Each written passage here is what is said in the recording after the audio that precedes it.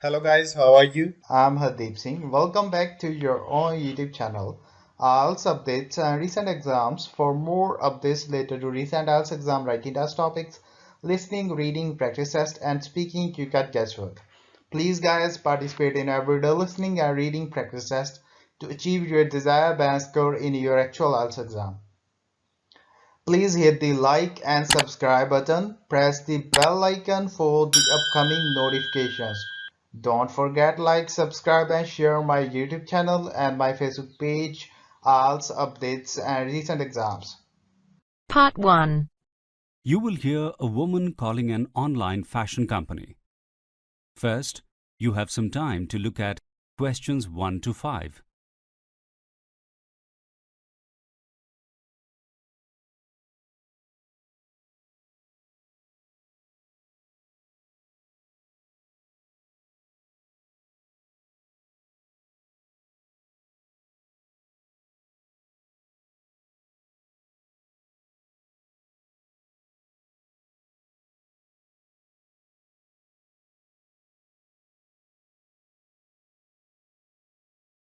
Listen carefully and answer questions 1 to 5. Hello, this is the Watermelon website customer assistance line. How can I help you today? Hello, I bought a pair of shoes online, but they are the wrong size and I'd like to return them. Can I have your name, please? Yes, it's Jennifer William. That's William with no S? Thank you. Do you have an order number? Where do I find that? It's under your address at the top of the page. Oh, yes, the number in bold. It's ON. Oh, I suppose that stands for order number? 99800? So that was 99800, correct? Yes, when the shoes came, they were the size that I ordered, but they are just too small to get on my feet. What day were the shoes delivered? Last week sometime. I just hadn't had a chance to open the package. It's been sitting in my front hall since then. I think it was Wednesday that they arrived. No, it was Thursday. I remember because I only worked a half day that day. So, would you like to return them and cancel the order, or would you like to return this pair and order them in a larger size? If I order another size, will I have to pay for delivery again? No, it's included in the original shipment price of £7. Great, okay. I'll try the next size then. These were size 37 in black, so can you send me the same pair in a 38? What was the name of the model of the shoes? They are called Molly, Molly. They are flat-heeled ankle shoes with a zip on the side. Oh yes, they are lovely. I have a pair myself. They are so comfortable. Unfortunately, we no longer have any in a 38 in black. I'm afraid you will have to order them in another colour. We still have them in green, navy, red and natural tan. Is the tan light or dark in colour? I don't want light tan shoes for the winter. They are quite light, I'm afraid. Perhaps... I'll take the navy ones then. Before you listen to the rest of the conversation, you have some time to look at questions 6 to 10.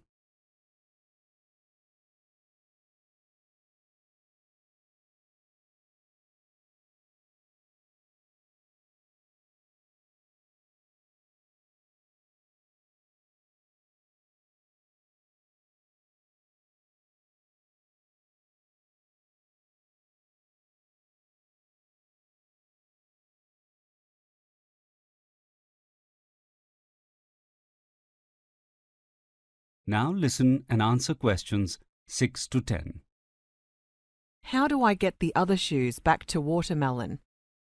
Just pack them back in the box and put a new label on it with our address. You can see the return address at the bottom of the invoice. Write returned product clearly on the label. Can I give the box to the counter when the new boots are delivered? No, I'm afraid it doesn't work that way. You need to take the box to the post office and post it back to us. Send it COD and we will take care of the payment when it is delivered. Send it how? Write COD on the package. It stands for Collect on Delivery. It means the recipient pays for the postage. Okay, it still is rather a bother that I have to organise sending it back to you myself. How do I know that you won't charge me twice for the boots?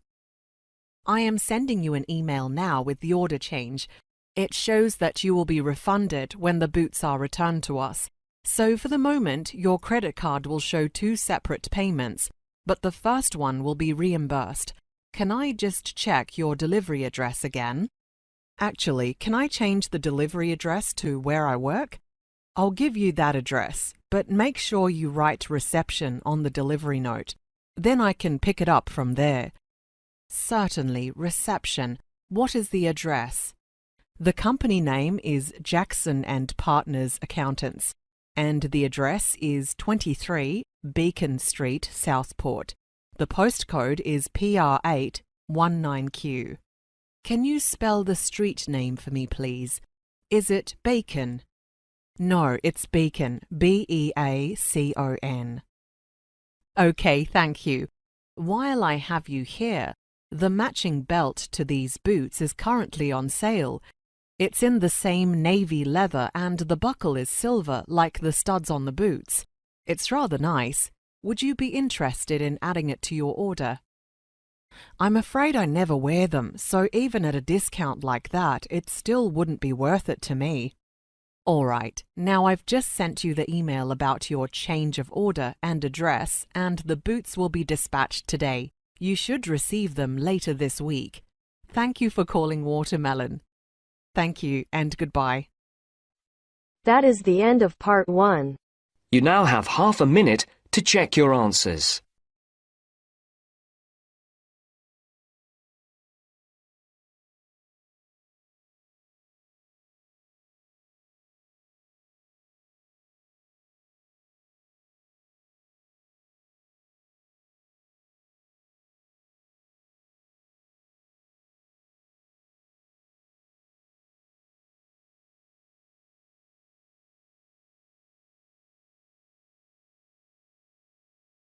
Now turns to part 2. You will hear a journalist talking about a resort on a Pacific island called Longshark. First, you have some time to look at questions 11 to 15.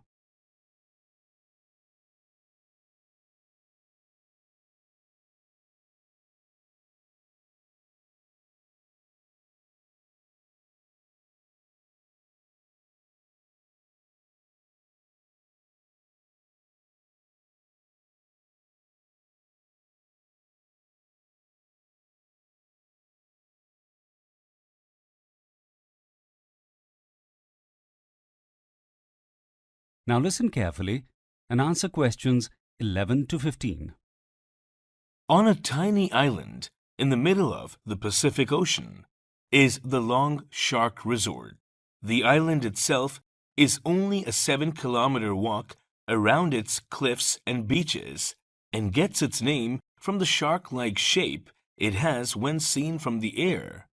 Not that many people get to see it from the air, as access is only by boat from the Tahiti Islands, 3 hours away. It's not even on any maps.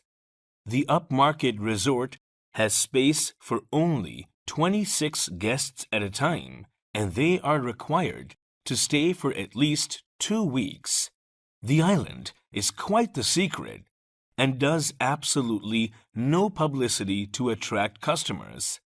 Longshark is fully booked for a year in advance, purely through word of mouth. The Polynesian people of the island who run the resort refuse to do interviews, so the only information I have been able to get is from people who have actually stayed there, wondering what the great mystery of the island was. I put out word online that I was trying to find people who had been guests who could give me some information. The couple I finally tracked down had stayed there recently, but asked to remain anonymous as they want to return there. They were worried that they might be refused if word got out they were talking to a journalist about the island. So what is the big deal? There are hundreds of similar islands with fancy resorts across the Pacific. What makes this one so special? Well, according to the people I talked to, nothing really. Just the fact that it is so exclusive and secretive. Mark and Susie, not their real names, said that it was just wonderful to be completely cut off from the world. Before you hear the rest of the conversation, you have some time to look at questions 16 to 20.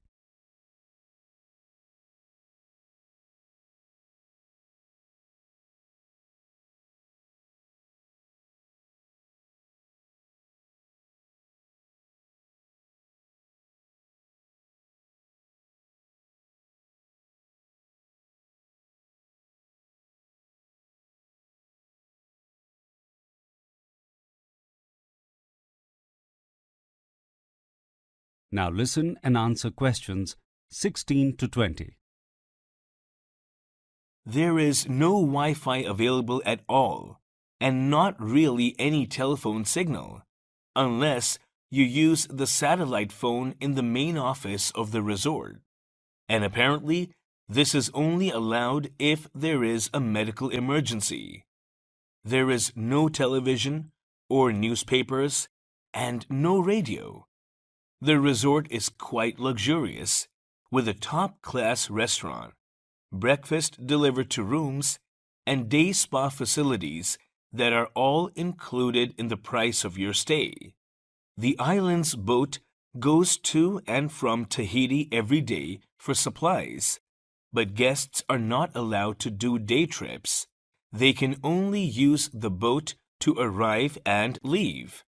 Guests on the island are cared for in every way, but in complete isolation from the world. Susie told me she chatted with quite a few famous people, but after a few days, her interest in star spotting evaporated as she relaxed on the beach or went snorkeling in the bay.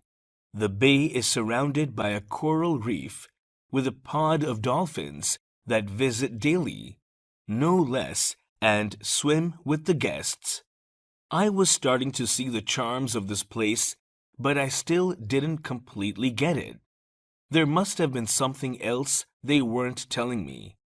Susie said it was impossible to explain, and that perhaps the island wouldn't have had the same effect 20 years ago, but now it was rare to find anywhere on the planet that was completely cut off from everything. Both of them work in high finance, and their phones are never off when they are at home.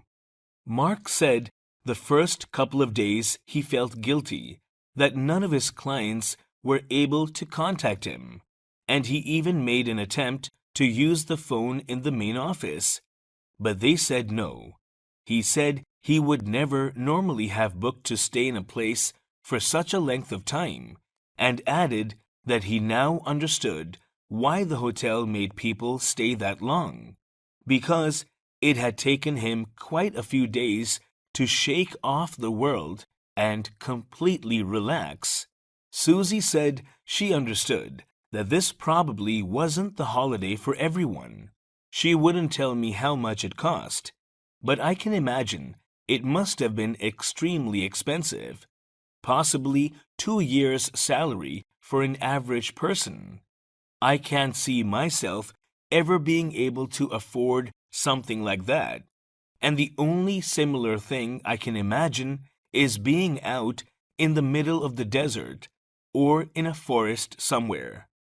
I think Long Shark is different though, because it is the combination of safety, luxury, and isolation that makes it so popular with the lucky few who can manage to get a reservation. That is the end of part 2. You now have half a minute to check your answers.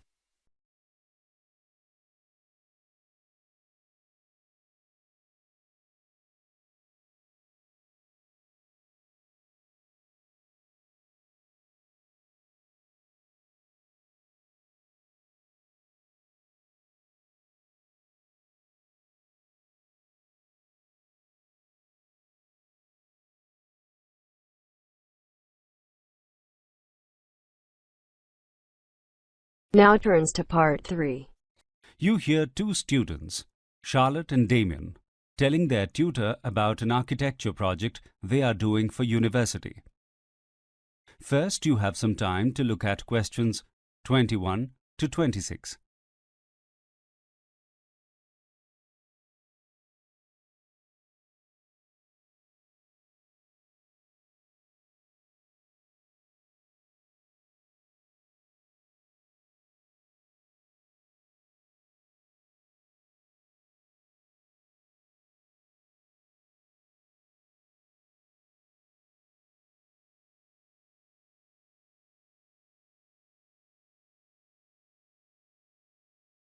Now listen carefully and answer questions 21 to 26.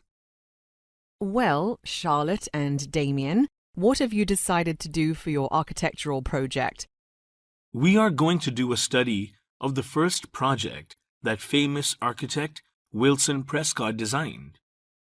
Wilson Prescott, who designed the Charleston Towers in New York and the University Library building here in Benchley, what was his first project? When he first graduated from the University of Manchester in 1972, he worked for a small firm of architects in Buckinghamshire and in 1973 was given the project of designing a private house for a local family called the Bartletts. So it's called Bartlett House. The house is still standing and is currently for sale for the first time since it was built. Charlotte and I went to inspect it, and it's still in great shape with its original flooring, bathrooms, and kitchen. We wanted to get a photographic record of it for the university. That was the main reason we went there originally. We heard it was on the market, and we are quite sure that whoever the new owners are, they will completely refurbish it. Isn't there a preservation order on it? There should be, of course, but no, there isn't. The real estate agent looked a bit concerned when we told him why we were there. A preservation order would make the property much more difficult to sell. People don't like buying houses that restrict them from making alterations. Just the historical value of the photographs is probably enough to base your paper on. What else did you have in mind? We were quite amazed when we saw the house. The exterior is so much like the work he designed later in his career. He used the same long strip windows in Charleston Towers. In every part of the house, there are reminders of later work that he has done. Look at this photo. Do the columns holding up the extended roof here remind you of anything? They are the same shape as the ones used in this building in Barcelona. And look, it's the same slate used to cover the bricks that he used on the walls of the university library 30 years later. This is very interesting. He must have only been in his early 20s at the time. Before you hear the rest of the conversation, you have some time to look at questions 27 to 30.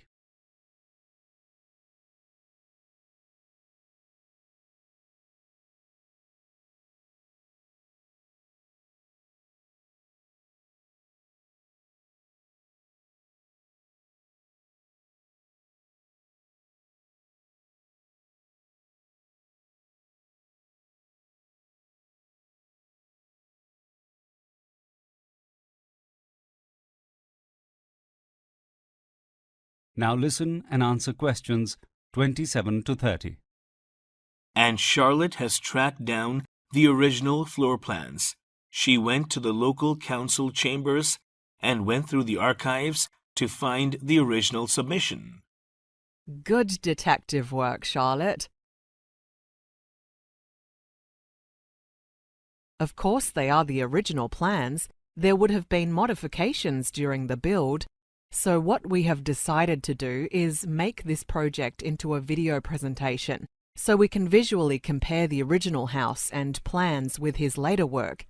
Can we do that on this course? Or can it only be a written project? As long as you have an acceptable amount of text and dialogue, certainly. If you submitted it in paper form, It would need to be highly illustrated anyway, so a video project is a good idea. Are you able to do it at a high technical standard? It would need to be quite sophisticated. I have quite a lot of experience in editing digital moving images, and you don't really need much equipment to put it together. I have access to the software we need. So in a few hours, I could edit a 10-minute film with voiceover, text, and moving and still images. It sounds like you are on top of this, but I'd like to see a preliminary version before you submit the project, just so I can be sure that you are on the right track. Say 2 weeks before the due date? I think we should be able to do that. Before that, I could give you a complete list of the contents to read as well. We don't want to do all this work and then be told it's not good enough. Have you thought about doing an interview with Wilson Prescott?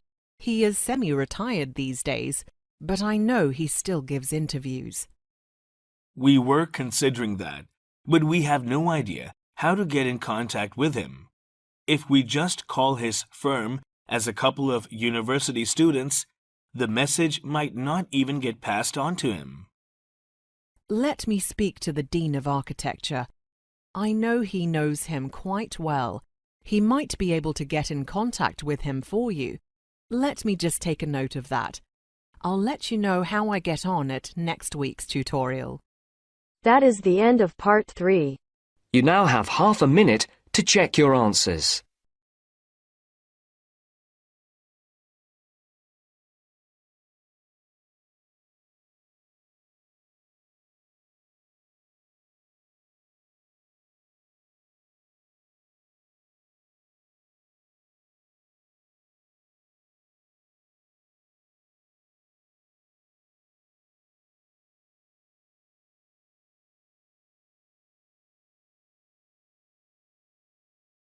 Now turns to part 4. You will hear a part of a lecture about the history of printing. First, you have some time to look at questions 31 to 34.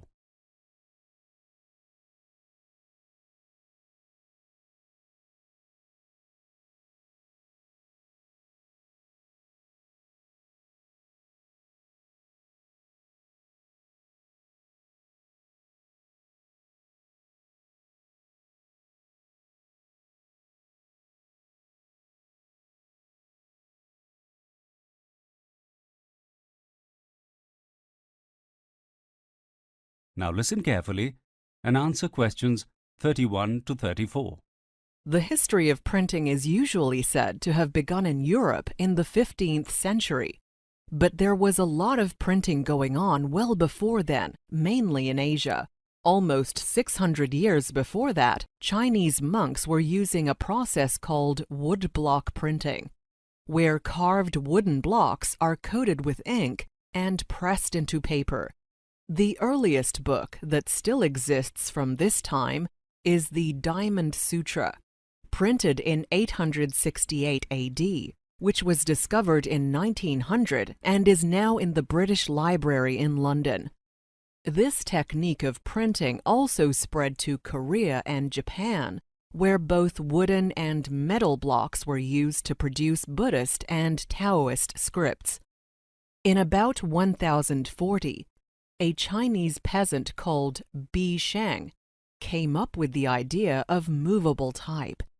Little is known of Sheng himself, due to his humble origins, but his method of printing, which involved the creation of hundreds of small individual pieces of type made of baked clay, was recorded by a scholar and scientist called Shen Kuo, who lived at the same time. This method survived by occasionally being used in some parts of China during the 12th and 13th centuries because of Shen Kuo's writings, but it wasn't in mainstream use in China or in other countries until centuries later. In any case, though there are written mentions of this technique being used, no early examples of the printed result, or even the ceramic printing characters, have survived. 200 years later, an official in the Chinese court, Wang Zhen, came up with the same idea, but this time the pieces were made of wood. Sometime later, Koreans started casting metal characters.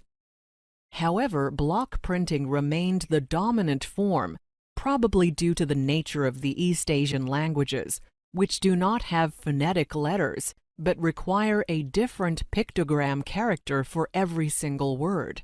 So instead of less than 30 characters, as in European languages, thousands of pieces were required for Chinese. It was not until the idea hit Europe in the 15th century that printing with movable type really took off.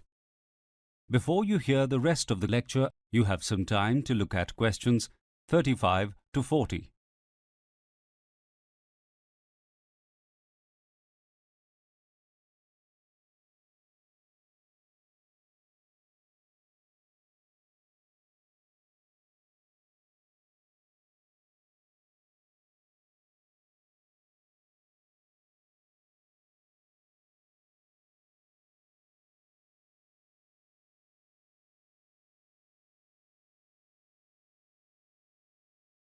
Now listen and answer questions 35 to 40. In Europe, books were still either being handwritten or using some form of the woodblock technique, both of which were very labor-intensive. This resulted in books being highly expensive and only available to the elite. Johannes Gutenberg was a German goldsmith and craftsman who began experimenting with improvements in printing in the middle of the 15th century and is credited with the invention of movable type. The fact that Gutenberg was able to create such an impressive new technology completely independently does have some scholars scratching their heads. Gutenberg left no written record of how he came up with his ideas. At the time, there were active trade routes along the Silk Road to Europe, and it is not outside the realms of possibility that some or all of the idea of movable type could have been passed on to him from the East. Whatever the case, he was certainly the first in Europe to cast the individual upper and lowercase letters required to print. And he also invented a new ink using linseed oil, which was a major improvement on the water-based inks used in the past. However, it was the wooden printing press itself which was the major breakthrough and truly original. He used components and systems found in winemaking and paper-making presses to create a mechanized process to put ink onto paper. This meant books could be mass-produced. Mass production not only sped up the process of printing, but reduced its costs enormously. Texts were no longer restricted to religious tracts and the publishing of government materials. Scientific discoveries, philosophy, history, and all forms of literature, including works of satire and sedition, exploded around Europe to an extent never witnessed before. The invention of the printing press changed the whole social and economic landscape in Europe. It was one of the major influences on the Renaissance and the Reformation, fueled social and political change in many countries, and published advances in science which led to the beginning of the Industrial Revolution. The closest comparison we could use to illustrate its effects would be the influence of the Internet today. That is the end of part 4. You now have half a minute to check your answers. So guys, don't forget like, subscribe and share my YouTube channel and my Facebook page, IELTS updates and recent exams. For more updates related to recent IELTS exam writing test topics, listening, reading, practice test and speaking, you got guesswork. Please guys, participate in everyday new IELTS listening and reading practice tests to achieve your desired band score in your actual IELTS exam. For more IELTS material, visit my official website www.ieltsupdatesandrecentexams.com. The link is given below in the description. If you need PDF files of latest IELTS material, then please join my Telegram channel. So guys, please write your score below the comment section. Again, thanks for listening. God bless you all guys. Stay tuned, stay safe.